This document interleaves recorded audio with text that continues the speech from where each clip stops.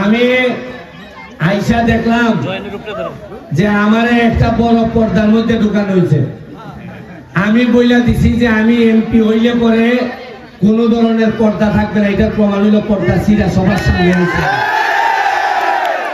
আমার কোন APS chairman member দিয়ে আমার কাছে আসা লাগবে এটা হবে না, সরাসরি আমার কাছে।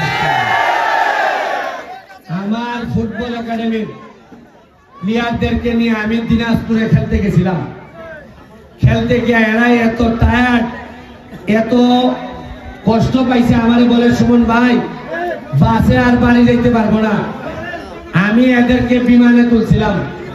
এখানে অনেকেই আছে জীবনে বিমানে উঠে নাই, এরা খুশিতে এরা খালি সেলফি তুলে, বিমানের সেলফি। তো আমি এদেরকে বিমানে ঢাকা নিয়ে আইছি। আমি 25 জনের বিমানে তুলছিলাম, এর মধ্যে 19 জনই জীবনে কোনোদিন বিমানে উঠে নাই। তো আমি এই ঘটনাটা কেন বলছি জানো? যে আজকে যারা আমার জন্য এই 2 তলায় উঠছো, কথা দিয়া গেলাম সুযোগ পাইলে তোমরাও আমি বিমানে তুলবো, তোমরাও আমি বিমানে।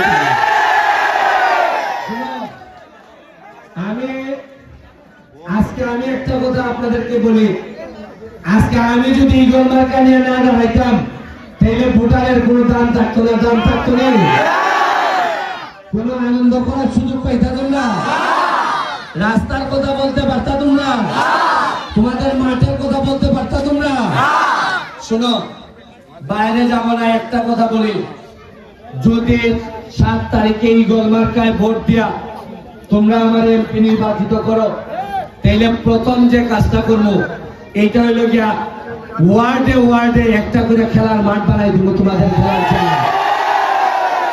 যদি সরকার আমারে টাকা নাও দেয়, ব্যারিস্টার হিসাবে যা ইনকাম করি সব ইনকামের টাকা দিয়ে আমি দরকার হইলে মাঠ কিনবো।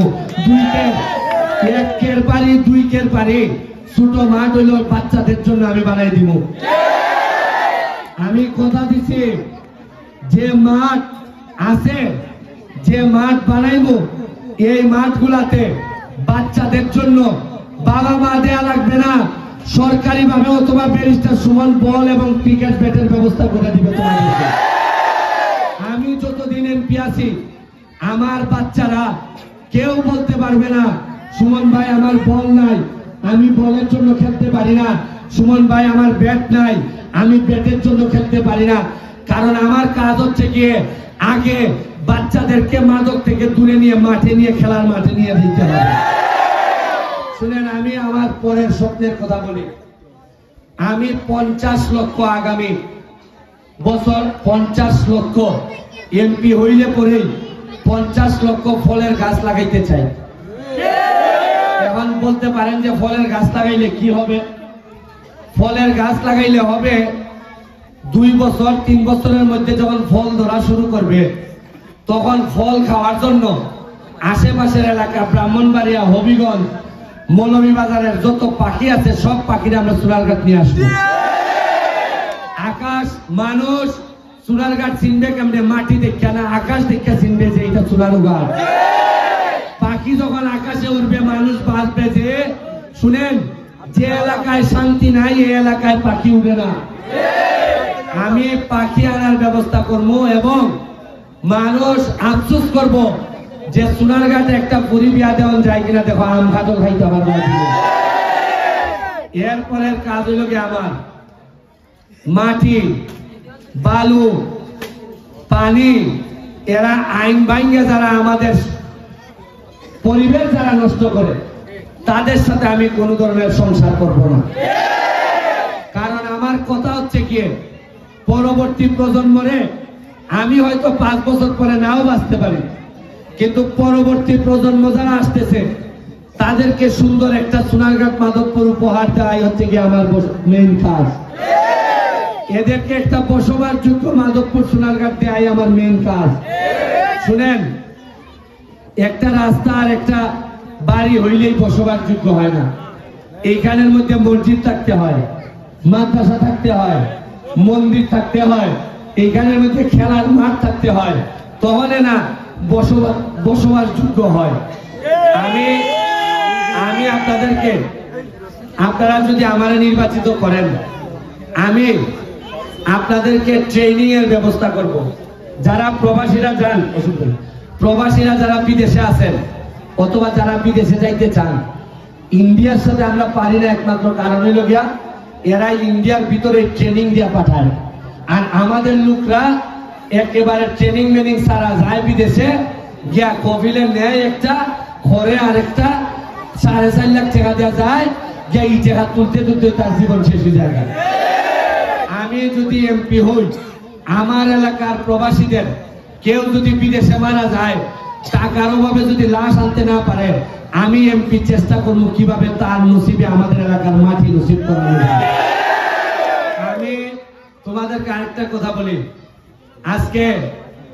আজকে এরা আমাকে বলে যে আপনি কি কারণে ঈগল মার্কা নিছেন। আমি আপনাদেরকে আগেই বলি, আমি কিন্তু বিদ্রোহী না। নেত্রী বইলা দিচ্ছেন যে একজনের নৌকা দিব আর আরেকজনের স্বতন্ত্র অনুমতি দিব, আমার স্বতন্ত্র অনুমতি দিচ্ছেন। আমি মানুষ বলে যে ঈগল মার্কা কেন নিছেন, আমি লগে ঈগল তো আকাশে উড়ে না। আমার কথা হইল যে আকাশে না কাউয়া ছিলেন নি, কাউয়া কিন্তু আমার ঈগলরে ভয় পায়। আমার কথা হইল আমি আকাশে ঈগল, আমি নৌকার মধ্যে যে খাওয়া বইছি, খাওয়া গুলারে বিদায় করবার লেগে আমি আপনারা কইতে পারেন খাওয়া খাতা। খাওয়া হইল এ মুখে মুখে বঙ্গবন্ধুর কথা কয় আর আইনজাবালা ব্যবসা করে, দান্দা করে। খাওয়া হইল এ দিনে কয় আমি শেখ হাসিনা আর রাত মানুষের কাছ থেকে চান্দাবাজি করে। এইসব খাওয়া আমি বিদায় করিয়া একটা ফ্রেশ সুন্দর নৌকা জননেত্রী শেখ হাসিনার কাছে আমি দিতাম চাই। আরো নয়, ঈগলে কি কোনোদিন নৌকা ডুবাইতে পারে? নৌকা ডুবাই হইলে নৌকার মাঝির কারণে। মাঝি যদি অযোগ্য হয়, মাঝি যদি এলাকা চালাইতে না পারে, মাঝি যদি মন্ত্রী হইয়া খালি ঘুমায় আর ঘুমায়, তাহলে এই নৌকা ইমার্জে চালাইতে পারবো না। আমি নৌকার বিরুদ্ধে না, আমি মাঝির বিরুদ্ধে। আমি মাঝি আপনারা খেয়াল করে দেখুন, মাহবুব ভাই যখন আই সাততাল্লা, তখন আইয়া বইয়া বক্তব্য শুনে। সাততাল্লা তারা যখন বক্তব্য দেয়, দেয়া হয় আমরা মসজিদ লাগবো, রাস্তা লাগবো, ইটা লাগবো, ইটা যখন হয় খেয়াল করে দেখবেন লাইব মাহবুব ভাই সময় ঘুমাই থাকে। সব নেতার বক্তব্য শেষ হইলে এরপরে আপনার চেয়ারম্যানের বক্তব্য শেষ হয়, ওইলে পরে প্রধান অতিথির বক্তব্য না নিয়ে এই সময় চেল্লিয়া হয় মাহবুব ভাই উঠুন। মাহবুব ভাই যখন ঘুম থেকে উঠলো, সাততাল্লার মানুষের কিতাব হচ্ছে এটা উঠছে নি কোনো।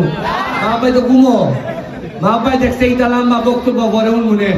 মাহবুব ভাই ঘুম থেকে উঠল, ওই সেম রেকর্ডিং বাজায়, হয় জননেত্রী শেখ হাসিনা পদ্মা সেতু বানাইছেন, জননেত্রী শেখ হাসিনা এটা বানাইছেন, বঙ্গবন্ধু এটা করছেন। আর চাইনার কাছে যে সাততাল্লার মানুষের যে চাইছে কিছু, এটা তো তেমন চুরি না। আর তাই খালি কই বঙ্গবন্ধু ইটা করছেন, শেখ হাসিনা ইটা করছেন, পদ্মা সেতু বানাইছেন।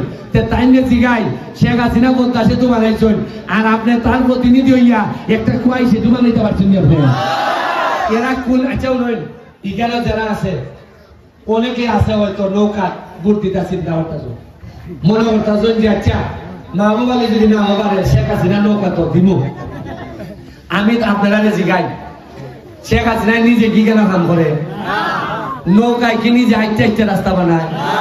নৌকার প্রতিনিধি এমনি কাজ করে, শেখ হাসিনার প্রতিনিধি এমনি কাজ করে।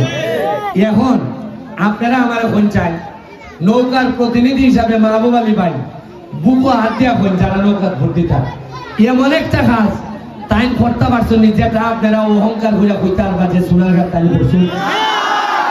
তাই তো মন্ত্রী হইয়া একটা লোক কয়ের ব্রিজ বানাইতে পারে না ভাই।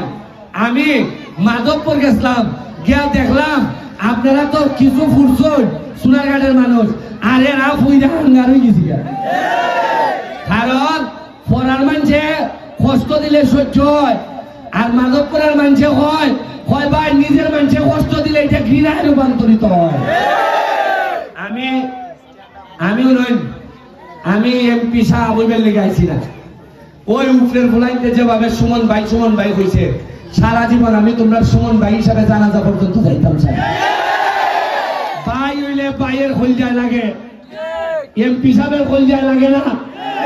আর আরামে এমপি হইলে এই মানুষের মর্যাদা বুঝে না। আজকে আমি বিশ্বাস করি, আমি গান দিয়া গোসল করি। তোমরা আমার দেখছো মাঠে ঘাটে রাস্তা বানাইছি, ব্রিজ বানাইছি, তোমরা ফুটবল দিছি, ফুটবল মাঠে আমি প্লেয়ার বানাইছি। তোমরা আমার দেখছো আমি ঘাম দিয়া গোসল করছি। আমি বিশ্বাস করি ঘাম কোনোদিন প্রতারণা করে না। আর আমি একটা এতিম ছেলে, আমার বাপ নাই। তোমরা আমার ভালোবাসা দিয়ে আজকে শক্তিশালী বানাইছো।